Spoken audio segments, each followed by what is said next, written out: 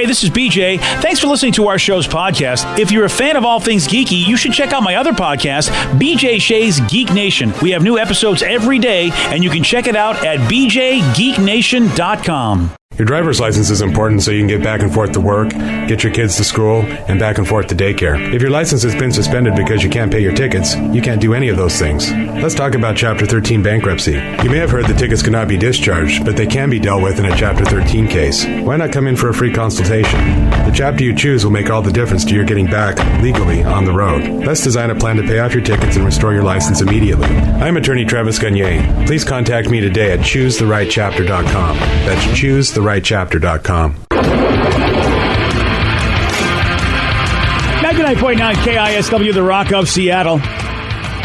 If you're like me, you stand in a lot of lines. You know, whether you want to go see a hot movie, whether you're at the airport, because I stand in lines a lot, and it's nothing more confusing trying to figure out if they've called your row. Alaska has a new letter system now. You're either A, B, C, or D. Yeah. That's a new thing I didn't know about, so I was very confused the other day. I was like, what's going on? Well, you're used to always being a D. So. I'm always a D. Yeah. But so whenever you hear a B or C, you're like, huh? I usually, and sometimes I'm a C, if you know what I mean. But yes. yeah. So you're waiting in line. What do you want to do if you want to cut line? Got the top 5 strategies that people use to cut in line. God, you hate those people. Yeah, boo to those people. But you can't do anything about it. But see, I had that happen WrestleMania weekend. Myself and Kevin from Metal Shop, we were going somewhere to meet up with some friends who had our ticket, and so we got to the end of the line, and we're just like, well, I'll go up and grab the ticket from those guys and then go back to the end of the line. But they were like, no, stay in the line with us. And I felt so awkward. So I was just like, no, man, just give me the ticket. I don't want to be the guy I know I'm part of your crew, but in the eyes of these people that have been waiting in line behind you, I'm just the dude that just walked in and cut the line. Did you know the people? Like, do you feel like you knew any of the people that were waiting in line behind you? No. Oh, yeah. See, I would have done it then. Yeah. It's when, you would have. Yeah, because if you and I are somewhat public figures that somebody may know, I'm always afraid if I do that at a movie theater here in town, they're going to go, look at BJ, thinks he's a guy, he's going to cut in line, so I don't ever do it because I don't want someone to... That's when you turn around and go, don't you know who I am? Exactly. But if I'm totally works. If I'm out of town and nobody knows who I am going to take any opportunity to cut that line. Oh, you're going to be a douche. Oh, exactly. Okay. I don't mind being a douche as long as nobody knows me. Yeah. That's a thing. Well, I feel bad even cutting the line at Molly Moon. Well, yeah, you should. Bro. Molly Moon, that's a line that, look, we're all waiting for that goodness. Don't cut. Well, here's the thing, and they've told me this, so it's not necessarily cutting the line. Let me see what you think. Okay. So everyone's waiting in line to get their delicious scoops of ice cream, right? Yes. But then they also have a refrigerator or a freezer in the store that has pints already. The ice cream's already in a pint. Okay. So you can bypass the line. You grab your pints, and then go to the front of the line and just pay for your pints and get the hell out. Oh, I think that's okay. It should be okay. But I still feel like a giant ass when there's a line out the door, and more often than not, especially in the nice weather, there's a line out the damn door, and I'm just cutting through everybody, getting my pint and paying, and I'm walking out. Yeah. I know I'm not doing anything wrong, but I still feel weird about it. I see what you mean, because still a person may not understand that, no, dude, you got to wait in line to get that. And it's like, but I don't have to. They're not making it. It's right there. Why should I wait? I'm not slowing you guys down one bit. That's why I wish they would have like a self-checkout for that kind of thing. Then you wouldn't feel bad. Yes. Yeah. But here are the top 5 tips. By the way, I don't know. Anybody else around here like to cut in line? Are you guys line cutters? No, everybody's saying no. Well, I don't like doing it normally, but then there was one occasion at a show, my friend I was with, actually she works here, knew the guy that was in charge of the line. And she kind of gave him this look like, hey, there's a very long line. And he's like, oh, yeah, this is your spot. I was saving it for you. This is the guy in charge of the line. Oh. And so he let us in early. Wow. But see, every dude knows that the pretty girl is always going to get to the front of the line. Yeah. We know that. I mean, I can't get upset. I get upset, but I know how it goes. Usually, like, especially clubs. They want women in clubs, so I know that my fat ass is going to be lucky to get in there at all, let alone whether or not I have to stand in line. I had that happen once, though, at the Fifth Avenue Theater. We were going to see some play. I can't remember. It was a whole group of us. And the one lady that was part of our group, she was kind of like the ringleader. And she's like, let's just go. And there was like a line of people trying to get in. And all of a sudden, we just walk right through the doors and go in. And I was just like, well, is that part of, like, do you have, like, some kind of a special membership pass? Because I know she goes to a lot of plays. So my wife and my in-laws and all of us are there. And there's, like, 6 of us. And she just goes right through the door, hands the tickets. We get scanned and we go in. Whoa. And, of course, people are looking at us. I'm like, So I asked her. She's like, "No, I just didn't feel like waiting in line." I'm like, "What? Wow. You got to tell me this." Yeah, now you're complicit in line that butting, guy, man. I thought we were like special VIP Oh, you had the ticket fast holders. pass. Yes. Oh, you didn't? No. Steve Miggs is that guy. She just straight up cut the line. Wow. Damn. That's audacity. Oh, she didn't give an F. Wow. Yeah, I don't know how people can do that. I don't know either, but I did it, and I didn't know I did. I feel like the only time that I like cutting lines is like when you're supposed to do it. Like, because like when we went to Boston last year, we met up with Joe and Sarah's cousin, and he knew everyone, and they would just be like, "Paulie, come to the front of the line." He just like let us in, and everyone was like, "Who is that guy?" And Paulie Yes, Walnuts. We're like, "This is awesome." Paulie is definitely that guy. He's the local guy that nobody knows, but everybody knows. So Okay. you don't know that you shouldn't. You don't know that he's not somebody you don't know. You're like, why is this guy who he is? But no one ever bothers to find out. Yeah, there's never a reason why. Paulie's just always, he's everybody's buddy. That was awesome, though. Yeah, well, yeah, he's a great guy to know. It's great to know a guy like that. Here's the first one in the line. Here's the first strategy, though, for cutting in line that I think is lame. Someone's got to call you out for this. So the strategy number 1, spot a gap in the line and hop right in pretending that you thought it was the end of the line.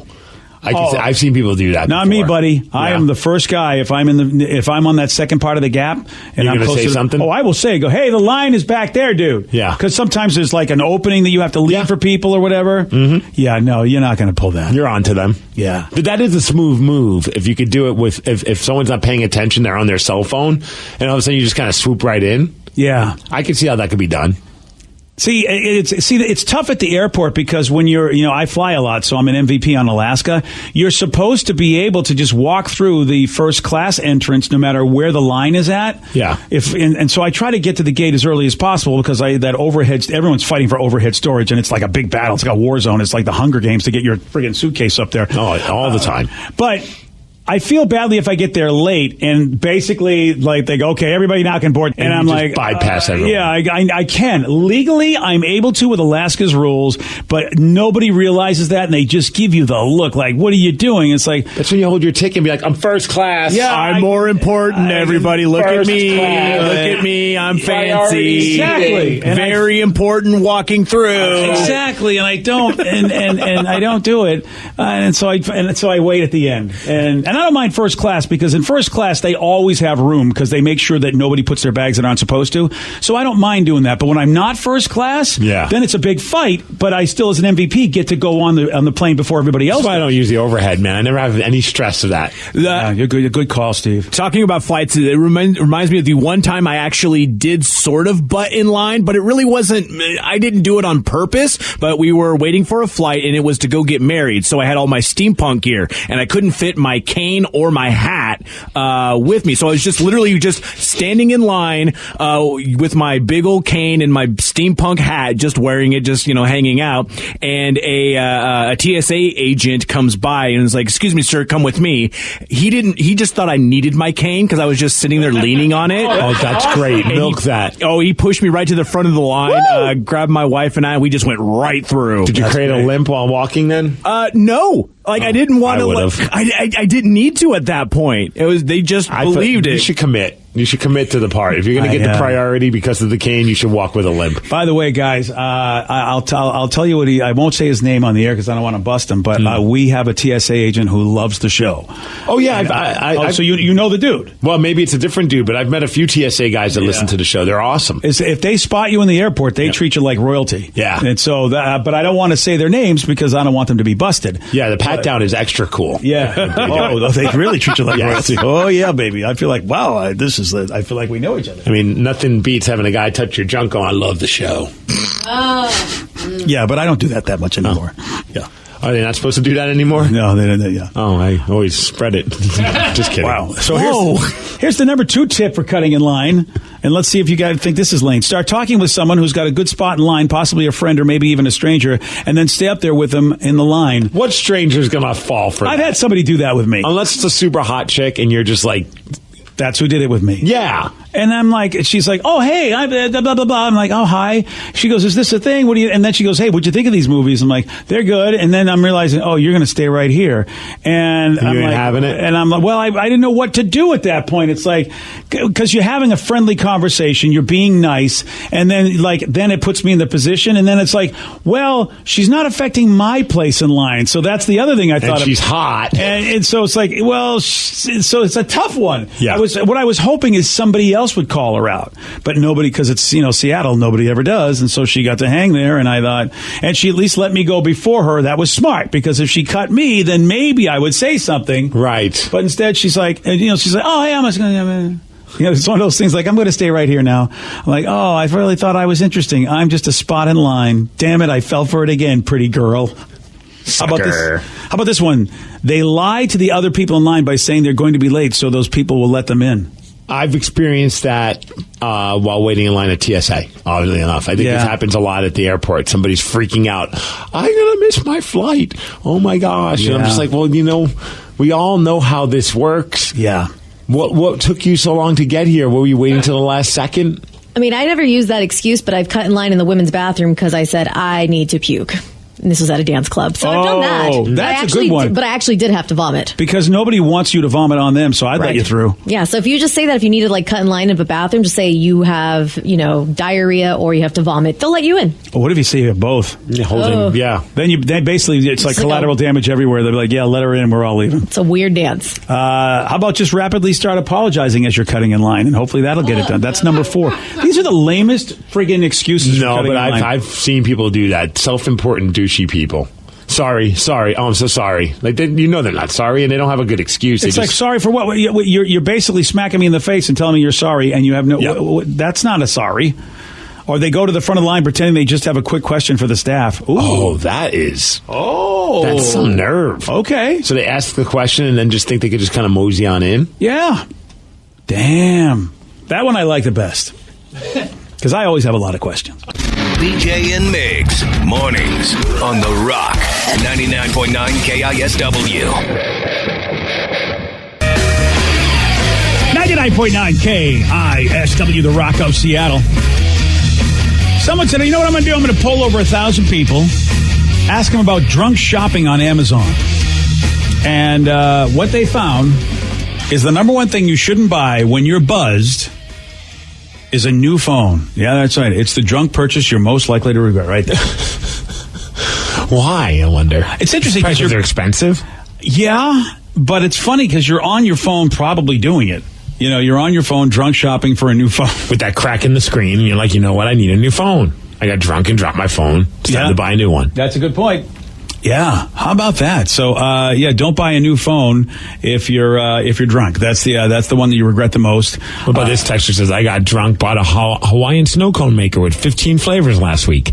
Damn Amazon Prime. That sounds great. This sounds fantastic. Get some shave ice going. Yeah, I know. That's the thing with Amazon. It's just instant gratification. Oh yeah. It's a beating. I've actually had sober purchases I regretted. Like, oh, why am I so impulsive? There have been times where I've been on Amazon and I'm like about to buy this thing, and it could be like a dumb Bluetooth speaker that you could create little pixel drawings and it's a pretend TV thing. Yeah, and I'm like, oh, that'd be awesome. And I'm about to hit purchase. I'm like, this thing is about $80. Do I really need it? I have a Bluetooth speaker. Yeah, you do. Granted, mine doesn't look like a television set and doesn't have little pixelized images going on it, but what in the world do I need this for? Yeah. So I put it in my save thing, Yeah, exactly. Christmas is coming. Let somebody else spend the $80 on something you don't need. Add it to your wish list. I don't need it. I don't need it, Rev. I need this Hawaiian snow cone maker. Yeah. Yeah, it's that sounds like a great idea until you get bored with it and don't want to make the snow cones anymore because it's too much work. It's not that much work. You just put ice, you turn it, and then you just put the liquid you want. It's the same equivalent of making cereal. Sounds like work to me, yeah. I dropped money on a Snoopy snow cone machine, and I only used it a couple of times. Yeah, see, Vicky, you're used to actually working for your food. We're lazy over here. But now I want to buy the snow cone maker for my dad, too. All right, well, you know what? I'm like, it's totally awesome. Just get drunk and go on Amazon. You'll get your dad a lot of cool stuff. Yep. All right, so... Somebody says my buddy got drunk and bought a $1,300 monitor over the weekend. Oh, my gosh. Whoa. That's a lot for a monitor. I hope he's a gamer, or what else would you need it for? Porn.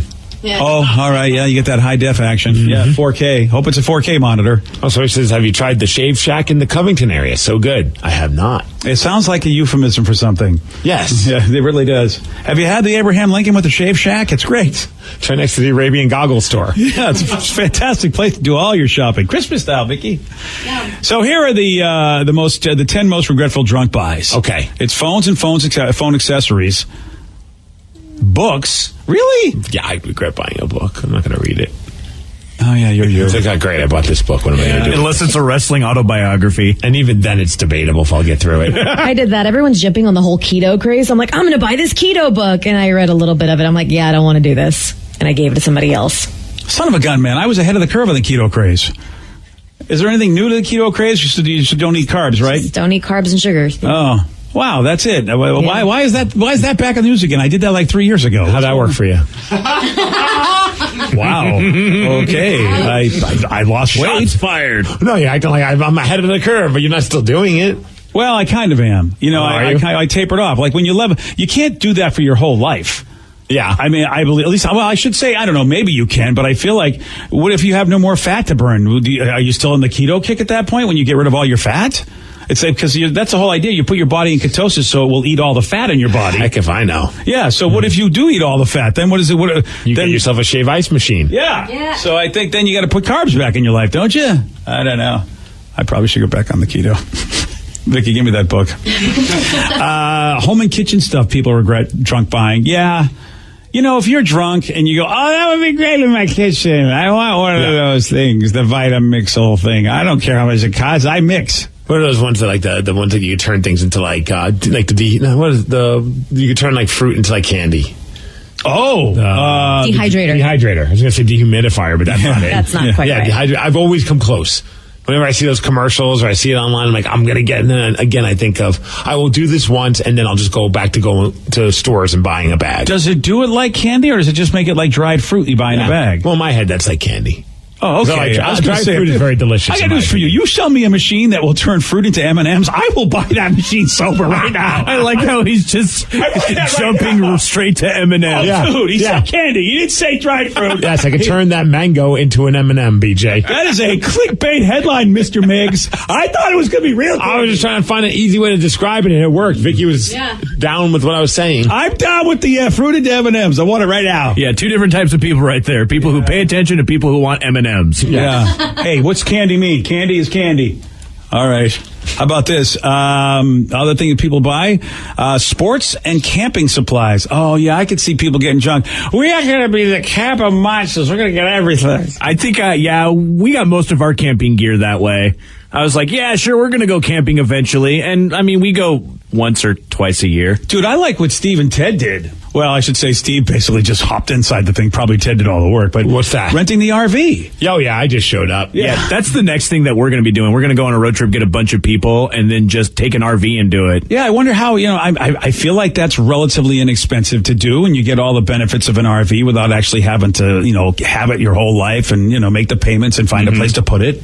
Yeah. Yeah. I mean, the RV, my dad always wanted to do the RV lifestyle. He wanted to be like John Madden, just go tour the country, but John Madden had a job, the old football announcer. So that does help. Yeah, he just hated to fly, so that's why he had his RV. But, oh, man, that's...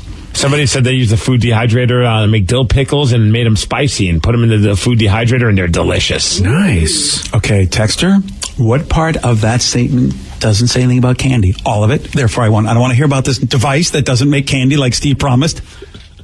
One person says, I'm having surgery on Thursday, and I told my surgeon that she should tell people a side effect of surgery is impulsive Amazon purchases while high on narcotics, from Rose in Tacoma. Oh, Rose, I hadn't thought about that. They should not let you have your phone if you've been on any sort of anesthesia at all.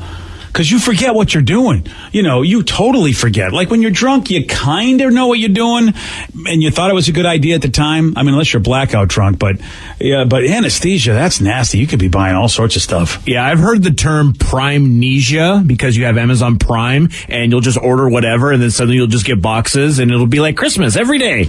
Dude, that happened with this one texter. My ex took Ambien, spent $1,000 on Amazon with Christmas gifts after we went Christmas shopping and didn't know until the packages started showing up. See, Christmas.